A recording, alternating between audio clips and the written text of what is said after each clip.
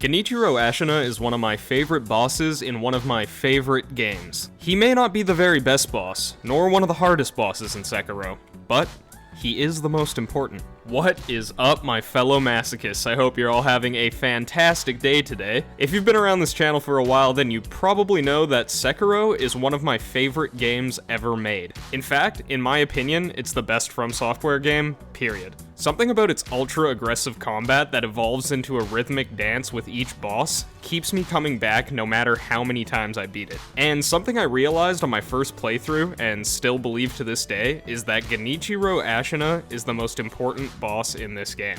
I think if you asked 100 different people when the combat system for Sekiro clicked with them, the overwhelming majority would say the second Genichiro fight. So today, I thought it might be fun to take a look at each iteration of Genichiro and explain why I think all of them are examples of genius game design. So let's start at the beginning.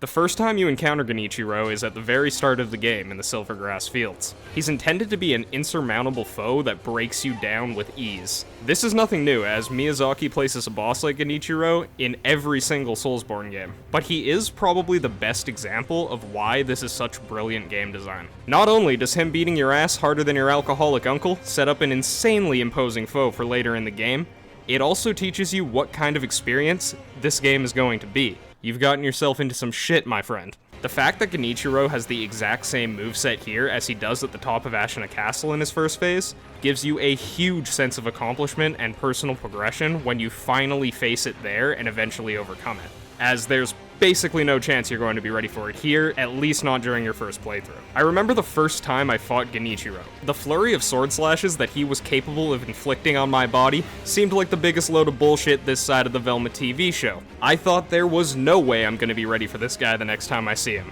But that's the brilliance of his design. The fact that he feels impossible at first is what gives you that amazing sense of accomplishment when you finally do beat him later on in the game. Not only is this fight the perfect opener for this near-perfect game, it also has a ton of replay value, as every time you restart the game, you get to prove how well you've mastered his moveset by absolutely embarrassing him with no personal upgrades at all. At least until some monkey's asshole off-screen throws a little chunk of metal at you and this cheating bitch takes your arm anyways. This fight is a masterclass in game design, and it's somehow the least impressive version of Genichiro. The next time you face Genichiro is as the third main boss of the game, and in my opinion, aside from Inner Genichiro, this is the best version of this boss. Genichiro opens up with the same moveset he used the last time you fought him, but if this is your first playthrough, you most likely saw next to none of it, so it's still definitely a challenge the first time around. Genichiro's entire design revolves around forcing you to be aggressive, which is, I believe, the reason that this is the boss that makes Sekiro click with most people. Because if you're not ultra-aggressive against him, you will never beat him. His bow attacks ensure that poking him down by his health is basically impossible within any reasonable time frame, not to mention he has quite a few retreats that are all meant to teach you not to allow your opponents to create space from you, as it will always favor them more than you. If you don't chase Genichiro when he jumps back, his moveset becomes way harder to deal with, as he starts to incorporate his bullshit bow attacks, but as soon as you realize that and run to him as he retreats, you can start to catch him before he has a chance to use the bow and continue to build up his posture. When this style of combat finally clicks with you, Genichiro turns from insurmountable god to little bitch boy nerd that you can hard bully into a corner and violate with your superior sword skills. Well, at least until phase 2 hits. In phase 2, Genichiro is pretty much the same, but he has one change-up that for some reason caused my brain to completely halt all operations as he slashed my guts out more times than I can remember, because PTSD is real and a bitch. There's not much else to say for phase 2 that I didn't say about phase 1, but I will say that mix-up in his undetectable attack is brilliant because it caused just enough deaths to force me to really take my time mastering the aggression the rest of the game was going to require, without resulting in enough deaths to cause immense frustration. The real change-up in this fight happens in phase 3 though, as Genichiro sheds the fit and grabs the lightning stick. This phase is actually by far the easiest due to its scripted opening and the lightning counter, but before you know how to lightning counter, this is the most terrifying shit that you will ever see. I didn't read the tapestry that explains the counter before I fought him, so my first few attempts at his phase 3 was brutal. I didn't know how to counter it, and I couldn't figure out how to avoid the strikes as I hadn't started weaving sprinting into combat yet. But this actually ended up being a good thing for me, as this was the fight I started doing it, which helped me a ton down the road with fights like Guardian Ape. I don't think this was necessarily intentional by the devs, but it speaks volume to the quality of this boss as it teaches so many important skills for the rest of the game. Regardless, after a few attempts, I did end up reading the tapestry, and after fucking up the timing one or two more times, I finally hit the most satisfying counter ever in a video game. And following that, proceeded to roast Genichiro's third phase harder than Blue Diamond roasts almonds. What? What a dumb fucking joke, who wrote this? This fight with Genichiro has everything that makes an amazing boss fight. His moveset is complex, at least for this part of the game.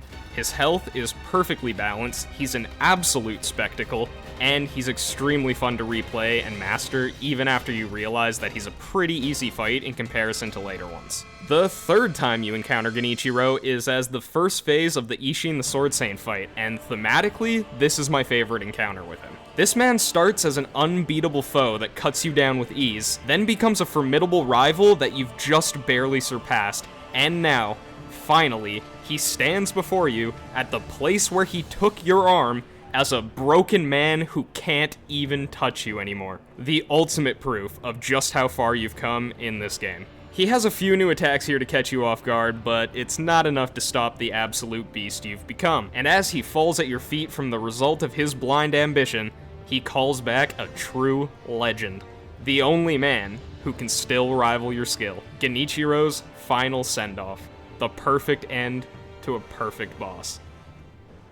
At least prior to the DLC. So at this point, Genichiro was already an absolute masterpiece across his 3 iterations, and yet we've somehow still yet to talk about the best version of Genichiro. Last, but certainly not least, we have Inner Genichiro, the ultimate form of one of the best bosses in the game. His mix-ups provide a fresh new challenge that can absolutely eviscerate you if you're not ready, while also feeling like the fight that we already know and love. His triple sword spin move is one of the coolest in the entire game. His chase slice had me fucked up, and the lightning reversal caused me to die screaming and clutching my fucking pearls. I love everything about Inner Genichiro. It feels new, yet familiar. It's a decent challenge, yet rewards your mastery of his previous moveset, and visually, it's one of my favorite fights in the entire game. Not to mention, his inner fight serves the exact same purpose that he did in the main game.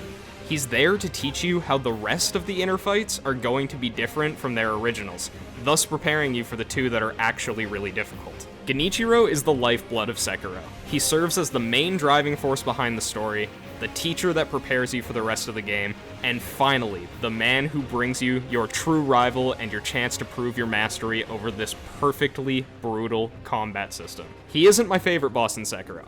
That would go to Isshin or Owlfather if you don't count their inner fights. But he is, in my opinion, the most important boss in the game. Thanks for watching, everyone. This video was an absolute blast to make, and I'm definitely going to do some more deep dives on some of my other favorite bosses in the Soulsborne series and beyond. So I hope you guys enjoyed it. If any of you have a suggestion for another boss that you want to see, let me know in the comments, and I just might do it. Thanks again for watching this one, and until next time, I'll be seeing you.